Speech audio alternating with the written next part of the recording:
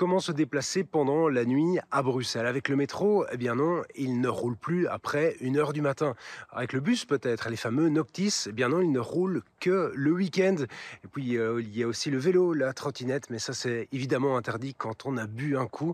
Alors la mobilité de nuit, on sait que la ville vit 24 heures sur 24, il y a donc une demande, mais quelle offre? C'est pas toujours évident de s'y retrouver à Bruxelles. Comment rendre la mobilité de nuit plus efficace, plus fréquente aussi, et surtout plus sûre? On en parle dans le tram juste après ça. Générique.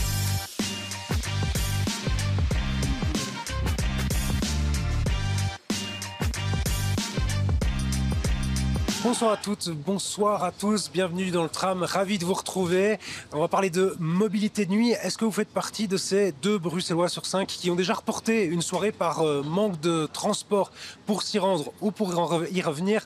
Alia Derrix, bonsoir, vous êtes coordinatrice du Conseil bruxellois de la nuit. Première question, c'est quoi le Conseil bruxellois de la nuit? Oui, donc le Conseil bruxellois de la nuit, c'est la plateforme régionale de gestion de la vie nocturne. Donc c'est vraiment une plateforme de concertation sur les enjeux de vie nocturne qui est ouverte à la fois à toute une série de pouvoirs publics, mais aussi des représentants sectoriels et la société civile, pour mettre sur la table des sujets qui touchent à la nuit et proposer des projets, des pistes de solutions, des pistes d'investissement. Comment est-ce qu'il a été mis en place ce Conseil de la nuit?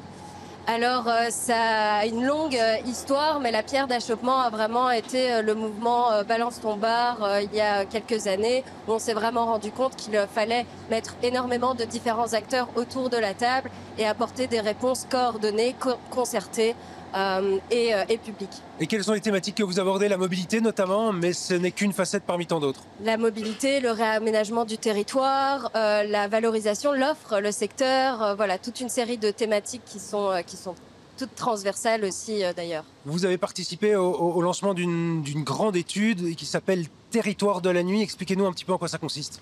Donc la cartographie des territoires de la nuit, c'est la première mise en carte en fait de la fête de la région de Bruxelles, en région de Bruxelles. Donc c'est une étude qui a été réalisée par 24 heures Bruxelles avec le soutien de Urban.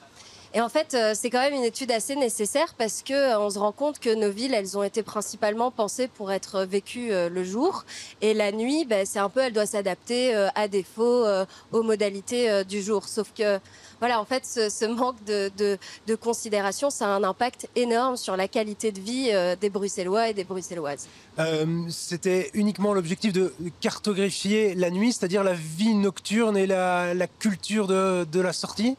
En fait, c'est surtout de localiser les endroits de fête, donc que ce soit des discothèques, mais aussi des bars, des cafés, les salles de concert, les lieux où on peut organiser des événements, des open air, des festivals. On n'avait jamais fait ça avant, en fait. C'est une première, c'est ça? Complètement. Et en fait, c'est surtout de mettre ça en enjeu avec toutes les séries de thématiques, notamment par rapport au bruit, aux zones du plan d'affectation régionale du sol. Voilà, toute une série de thématiques, dont la mobilité nocturne. Il y a combien de boîtes de nuit, de clubs ou alors de bars? Est-ce que c'est objectivé? Est-ce que vous avez un ou deux chiffres?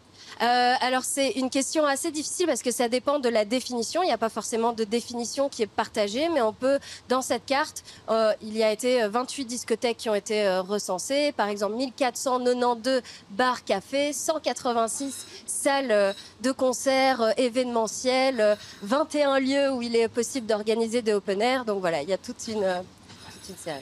Où sont situés ces lieux quand on les cartographie, justement? Alors, on constate qu'il y a une hyper-concentration de la fête, de la vie festive dans l'hypercentre de Bruxelles, mais aussi dans les communes de la première couronne. Et il y a aussi des noyaux décentralisés un petit peu partout. Donc, c'est principalement dans le centre. Est-ce qu'il y a des zones d'affectation où il y en a plus souvent ou alors c'est là où il y a du logement résidentiel que les boîtes se sont créées petit à petit?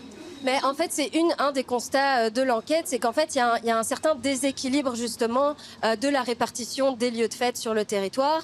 Donc, il y a une hyper concentration dans le centre. Il y a des quartiers où en fait, on se rend compte qu'il y a même en fait peut-être trop de vie festive, et il y a d'autres quartiers qui auraient un potentiel énorme parce qu'il y a peut-être moins d'habitations, mais que c'est pourtant encore central, ben là par contre c'est complètement dénué d'infrastructures festives. On en revient à la thématique justement du Fuse, hein, cette fameuse boîte qui avait été amenée à fermer tout un temps par un conflit de voisinage, et donc c'est aussi dans ce cadre-là que ça s'inscrit cette vaste étude. Mais l'association 24 heures Bruxelles s'était formée justement pour contribuer à la réflexion de la ville la nuit. Donc c'est des constats qui datent depuis bien plus longtemps de l'existence du Conseil. Mais c'est vrai que l'annonce de la fermeture du Fuse, ça a été vraiment un déclencheur pour mettre ce sujet sur la table et se poser la question de l'intégration de la vie festive sur le territoire et des conséquences en fait sur la qualité de vie des Bruxellois. À côté de la vie festive, il y a aussi la vie des travailleurs. Est-ce que vous abordez aussi cette thématique-là? Alors, idéalement, au sein du Conseil, on essaie de voir la nuit de manière vraiment plus globale. Pour la mobilité nocturne, évidemment qu'il y a deux types on considère en effet les déplacements liés à l'emploi, donc le personnel qui travaille dans les restaurants, hôtels, cafés, dans les entreprises, donc l'activité productive et le secteur hospitalier. Et puis les déplacements aussi liés aux loisirs et aux activités culturelles qui représentent plus ou moins 280 000 déplacements entre 23h et 4h du matin. C'est une demande importante en termes de mobilité. Qu'en est-il de l'offre? Est-ce qu'elle colle à cette demande ou pas? Alors, en termes d'offres, on a du vendredi au samedi le Noctis qui est actif sur 11 lignes, mais qui se finit à 3h du matin. Le reste de la semaine, il y a les collectos qui sont en fait le taxi partagé à petit prix qui est soutenu par la région. Il y a Vilo, le bus de nuit de Delaine et des acteurs privés comme les VTC, Poppy, Uber, Hitch et la micromobilité aussi, donc vélo et trottinette nocturne. Mais c'est une des questions, c'est est-ce que l'offre répond en effet, est-ce qu'elle est située aux endroits de fête. Et un des constats, c'est de dire en fait que les lieux de fête sont plus ou moins bien situés. Ils sont assez bien desservis, en moyenne dans un rayon de 300 mètres d'un arrêt. Par contre, là où il y a un déséquilibre, c'est les habitations. Donc l'enjeu, c'est pas que aller vers la fête, mais c'est aussi rentrer chez Bien soi. sûr. Mais aussi en interrogeant les habitudes festives des Bruxellois, grâce à une enquête aussi qui a été réalisée par Visite Bruxelles, on se rend compte qu'en fait la fête commence déjà à partir du jeudi et qu'elle se finit après 3h du matin. Et donc l'offre qui ne correspond pas tout à fait aux activités et ça empêche, comme vous l'avez dit, 2 personnes sur 5 décident souvent, voire très souvent, de ne pas sortir. Et on en revient à l'essentiel de ce que vous aviez dit par rapport à justement la sécurité, balance ton bar. Exactement. C'est aussi un gros enjeu quand on parle de la mobilité la nuit. Complètement. Pour les usagers, ce qui est important en fait, c'est l'heure du dernier bus, l'heure du dernier transport et surtout aussi le temps d'attente entre le temps d'attente pour son taxi, pour son Uber ou pour le bus, parce que c'est là où on se retrouve en fait seul dans la rue aussi. Exactement. Merci Alia Dirix du Conseil bruxellois de la nuit. Alors justement, après ça, c'est l'occasion de voir un petit peu quelles sont les revendications du monde de la nuit, les demandes pour l'avenir. On en parle juste après ça. Et justement, comment répondre à cette demande des usagers de la nuit, comme on parle de mobilité? Lorenzo Serra, bonjour. Bonsoir plutôt, justement. Vous travaillez vous êtes cofondateur plutôt de la Brussels by Night Association. En quelques mots, ça consiste en quoi cette association? En gros, c'est une association qui regroupe les professionnels de la vie festive.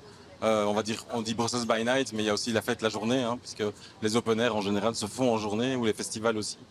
Ça, c'est plutôt le créneau horaire qui est utilisé par ces opérateurs-là. Et puis, il y a les bars de nuit, les clubs, les salles de concert, qui, eux, sont plus dans un créneau nocturne. Donc, on représente autant les sédentaires que les itinérants. Et les itinérants étant les collectifs qui font des fêtes dans les établissements des autres. On vous a beaucoup vu pendant la crise Covid, il y a 5 ans. Ouais. Entre-temps, les combats ont été nombreux pour le monde de la nuit. En fait, on est passé de crise en crise et une crise n'a pas forcément remplacé une autre, elle est venue s'additionner. On va penser à des crises qui, par ailleurs, deviennent des problématiques sociétales. Hein. Donc, c'est clair que le Covid pose des questions de santé ou d'aération, hein, par exemple. C'est clair qu'on a eu Balance ton bar dès que la vie humaine a repris. On a eu des problématiques de violence sexiste et sexuelle qui sont venues et qui sont arrivées au grand jour. C'était assez logique que quand la vie allait reprendre, il allait y avoir des problématiques qui allaient avec. La problématique, on est de la guerre en Ukraine, donc augmentation des coûts de l'énergie, donc augmentation des coûts des matières premières et de l'emploi, puisqu'en Belgique, on a l'indexation, on a quand même pris 20% en 2 ans, donc ça crée aussi des problèmes de rentabilité. Donc effectivement, ça s'accumule pas mal depuis 5 ans. Revenons-en à la mobilité. Est-ce que la mobilité bruxelloise ou les transports bruxellois sont insuffisants pour le monde de la nuit? Alors c'est un des sujets qui est dans notre top 5 de la fondation de Brussels by Night, c'est qu'effectivement on est une capitale européenne, on est une mégapole et on a juste des transports publics qui fonctionnent le vendredi et le samedi soir jusqu'à 3 heures du matin. Et donc on n'a rien Les en semaine. Noctis par exemple, c'est juste le vendredi et le samedi, à 3 heures c'est fini? À 3 heures c'est fini, on n'a pas la veille de jour férié, on n'a pas le jeudi, et ça s'arrête à 3 heures du matin. Donc ça veut dire qu'est-ce qu'on fait du créneau entre 3 Comment et les 6 Bruxellois heures. rentrent de soirée à ce moment-là? C'est ça la problématique. Comme Alia le disait très bien avant ou après moi, Alia disait très bien, la problématique c'est pas d'aller sur le lieu de faire, la problématique c'est de rentrer chez soi. Et donc le moment où on est le moins à l'aise quand on rentre chez soi, le moment où on est le moins à l'aise, c'est forcément quand on rentre chez soi, c'est entre 2 heures et 6 heures du matin. Souvent, on a accompagné ça de la fête, sans doute d'un peu d'alcool, donc on est sans doute beaucoup plus vulnérable qu'au moment où on se rend à la Pas fête. question de prendre le vélo, les trottinettes, la voiture et donc Alors, les drink and drive, donc alternatives. forcément, Ouais. l'alternative doit venir de la mobilité dans laquelle on a un conducteur. Et donc, que ce soit un Noctis, que ce soit un taxi, que ce soit un collecto, voilà, c'est clairement, l'alternative doit venir là et l'offre est clairement insuffisante. Quelles sont vos demandes concrètes par exemple? Est-ce que mettre des métros la nuit, ça fait encore partie de votre demande? Alors nous, on a une demande très concrète. On a demandé à Bruxelles Mobilité et à la CIB de faire une étude de prix pour avoir des lignes Noctis qui fonctionnent de 3 à 5h30 du matin, quitte à réduire leur fréquence sur le créneau horaire où elles fonctionnent déjà, mais qu'au moins on ait un bus toutes les demi-heures jusqu'à 5h30, 6h du matin quand les transports en commun reprennent. Donc ça, c'est une demande très concrète. L'autre, elle était la reprise de Collecto en sortie de Covid. C'est quelque chose qu'on a directement mis au Conseil bruxellois de la nuit sur la table et 1 an après le Covid, Collecto a été remis en place. Justement, c'est en train de se relancer tout ça. On en est où là justement? Il y a une campagne par rapport à Collecto pour sensibiliser, c'est de retour en fait. Alors on s'est rendu compte en fait que Collecto n'est pas assez connu et que c'est un service extraordinaire puisque c'est un taxi partagé, il y a beaucoup de points de Collecto. En plus, ils ont été à notre écoute parce qu'on a demandé de rajouter une trentaine de points de pick-up. Ils l'ont fait. Si je souhaite moi en bénéficier concrètement, ça fonctionne comment avec Vous Collecto? téléchargez une app et ça fonctionne comme une app de taxi. Je peux être pris en transport à quels Alors, la endroits? différence, c'est que vous devez aller à des endroits précis. Exactement. On vient vous enlever. Donc, Des arrêts nous, on a type par exemple? des arrêts type, par exemple, et nous, on a demandé de rajouter des points proches des clubs ou des bars de nuit ou des lieux ou des quartiers très fréquentés la nuit. Et donc, effectivement, les points sont figés là où on se fait prendre, mais le taxi vous amène chez vous. J'en reviens à la question Et ça que je coûte pose. 6 euros. Ça coûte 6 euros. Donc, c'est surtout ça vraiment aussi, très démocratique. ouais, par rapport au taxi, par rapport au VTC qu'on peut connaître. Je repose la question par rapport au métro. Avoir des métros la nuit, comme c'est le cas dans d'autres villes, c'est ce que vous demandez à Bruxelles Pas ou du alors... tout. Non. C'est pas une Pourquoi? demande que nous on fait parce que dans l'étude faite par Visite Bruxelles sur le comportement et sur les demandes des usagères, parce que c'est quand même beaucoup plus les femmes ou la communauté LGBTQIA+ qui est en danger à ces heures-là, c'est très très clairement pointé du doigt que le métro n'est pas sécure la nuit et donc ces usagers-là ne sont pas du tout demandeurs d'avoir des métros la nuit, mais plutôt des Noctis. Quand on parle de sécurité, justement, c'est encore un enjeu. On sait qu'il y a eu des sensibilisations ces dernières années. Est-ce que c'est encore dangereux de se promener la nuit? Je pense que l'actualité nous le démontre pas mal ces derniers temps, qu'effectivement c'est une problématique. Quel que soit le quartier, en fait, il n'y a pas vraiment de quartiers qui sont protégés quand on parle de prédateurs qui veulent s'en prendre à des personnes qui sont des usagers faibles à ce moment-là. Donc, effectivement, pour moi et je pense pour nous, c'est une formation qui commence à l'école et déjà là, on a des problématiques parce qu'il n'y a pas assez de formation. Donc, ça démarre là, en fait. Ouais, Tout démarre là. D'où dans votre l'éducation. demande de faire en sorte qu'il y ait des transports à la nuit, à toutes les heures de la nuit, pour éviter que les gens rentrent à pied et soient victimes de ce genre de prédation. Oui, et puis ça va au-delà de l'aspect sécuritaire. Il y a aussi un aspect de mobilité. Dans une ville où on a 1 250 000 habitants, où on a pris 250 000 habitants en 20 ans, c'est évident qu'on doit avoir une mobilité nocturne digne de ce nom. Je ne connais pas une capitale européenne où il n'y a pas du transport nightlife, enfin du transport nocturne toute la nuit. Qu'on parle de Paris, qu'on parle de Londres, qu'on parle de Vienne, qu'on parle de Barcelone, il y a des transports nocturnes all night long. Merci Lorenzo Serra, et je suppose que vous irez poser cette question à l'interlocuteur que sera le gouvernement bruxellois quand on en aura un. Nous aussi on l'attend, on lui posera la question. Merci à vous d'avoir participé à cette émission, merci à vous toutes, à vous tous de nous avoir suivis. On se retrouve la semaine prochaine, même heure, même tram. Excellente soirée.